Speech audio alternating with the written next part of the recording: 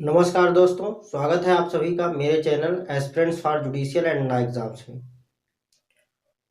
अपने पिछले लेक्चर में मैंने इंडियन एविडेंस एक्ट के इंट्रोडक्टरी पार्ट पर चर्चा की, जिसमें मैंने आपको इंडियन एविडेंस एक्ट के इनैक्टमेंट के एम्स एंड ऑब्जेक्ट्स बताए और इसके बारे में कुछ बेसिक्स की चीज़ें बताई।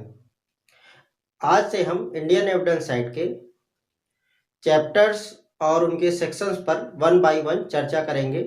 तो आज के इस लेक्चर में हम इंडियन एविडेंस एक्ट के चैप्टर 1 जो कि प्रिलिमिनरी नाम से है उस पर चर्चा करेंगे। हिंदी में अध्याय 1 प्रारंभिक। Chapter 1 of Indian evidence act which is named as preliminary consist of section 1 to 4। भारतीय साक्ष्य अधिनियम 1872 का अध्याय 1 जिसका नाम प्रारंभिक है, इसमें धाराएं 1 से धारा 4 तक आती हैं। Section 1 of Indian evidence act 1872 deals with the short title extent and commencement of the act. धारा 1 भारतीय साक्ष्य अधिनियम की इसके संक्षिप्त नाम, विस्तार एवं प्रारंभ के बारे में उल्लेख करती है। According to section 1 the short title of this act is Indian evidence act 1872। इस अधिनियम का संक्षिप्त नाम है भारतीय साक्ष्य अधिनियम 1872। And if we talk about the territorial extent of this act, it extends to the whole of India. Before the enactment of Jammu and Kashmir reorganisation act 2019, this act was applicable to the whole of India except state of Jammu and Kashmir.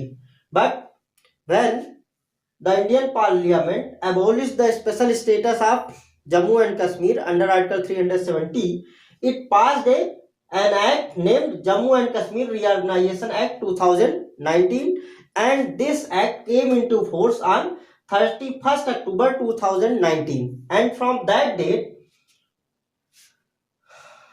by way of Schedule 5 Table 1 and Entry 44 of the Jammu and Kashmir Reorganization Act, the words except state of Jammu and Kashmir has been omitted from section 1 of the Indian Evidence Act.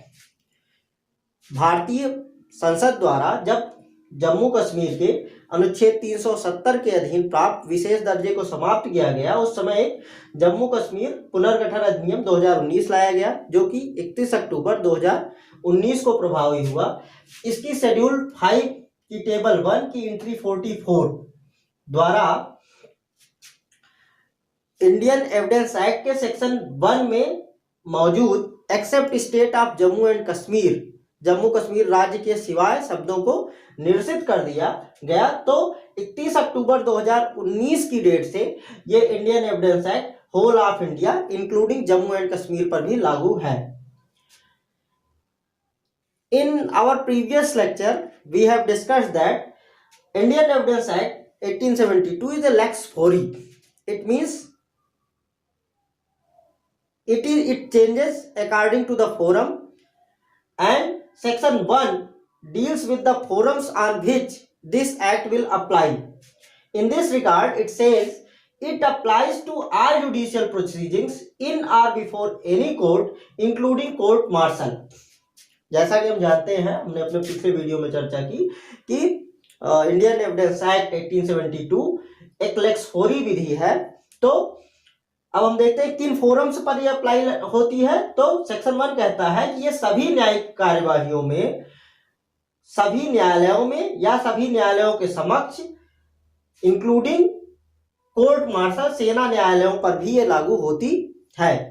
Now we come to the term judicial proceeding. Judicial proceeding has not been defined in the Indian Evidence Act, but it has been defined under section 2I of CRPC.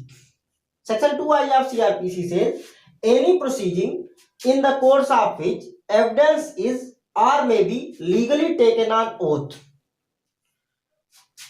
अर्थात न्यायिक कार्यवाही से तात्पर्य किसी भी ऐसी कार्यवाही से है जिसके अंतर्गत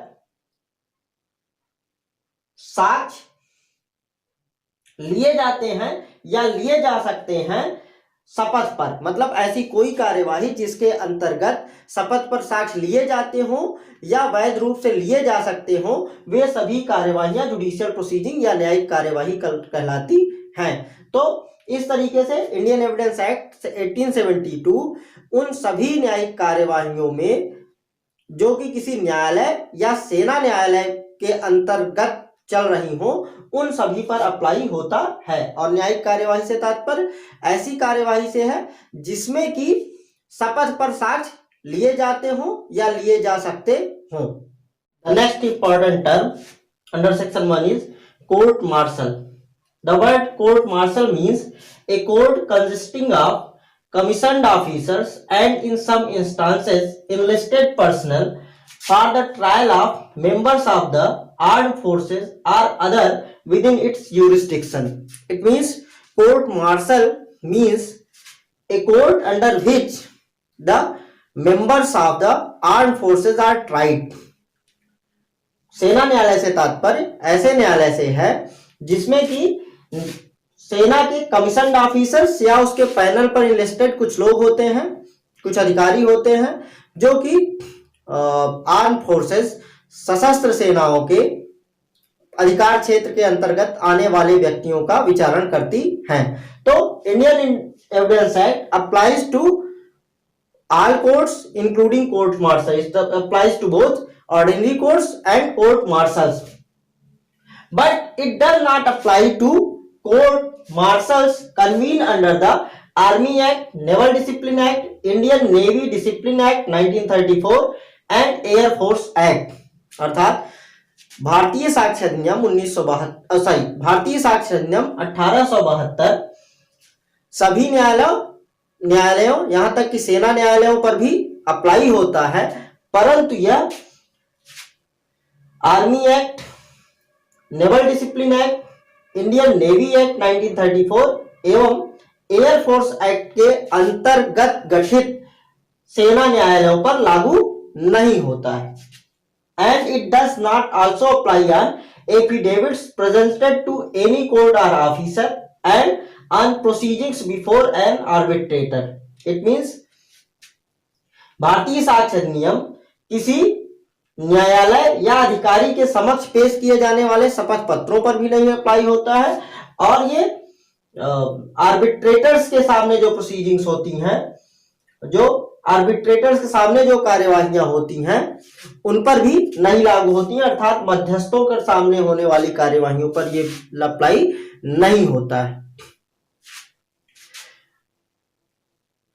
इट मींस भारतीय साक्ष्य अधिनियम 1872 सभी न्यायिक कार्यवाहियों पर, वो किसी न्यायालय या सेना न्यायालय के समक्ष होने वाली कार्यवाहियां हो, उन पर अप्लाई होता है। लेकिन ये army act, naval discipline act, Indian navy discipline act 1934 और एयरफोर्स एक्ट के अधीन गठित सेना न्यायालयों पर नहीं लागू होता है, और साथ ही साथ ये न्यायालयों या अधिकारियों के समक्ष प्रस्तुत किए जाने वाले शपथ पत्रों पर नहीं लागू होता है, और मध्यस्थों के समक्ष होने वाली कार्यवाहियों पर नहीं लागू होता है। इसके अलावा किसी भी न्यायालय या सेना न्यायालय में होने वाली कार्यवाहियों पर भारतीय साक्ष्य अधिनियम 1872 लागू होता है। तो ये था, it was whole about section 1 of Indian evidence act 1872। Section 2 of Indian evidence act has been repealed, it does not exist at the date in Indian Evidence Act 1872, and section 3 of Indian Evidence Act 1872 is an interpretation clause, and section 4 defines may presume, shall presume and conclusive proof. We shall discuss about section 3 and 4 in our next lectures. तो आपको हमारे द्वारा दी गई जानकारी पसंद आई हो तो इसको लाइक कीजिए और अन्य लोगों के साथ शेयर कीजिए। हमारे नए वीडियोस के नोटिफिकेशन पाने के लिए हमारे चैनल को सब्सक्राइब कीजिए। मिलते हैं अगले वीडियो में।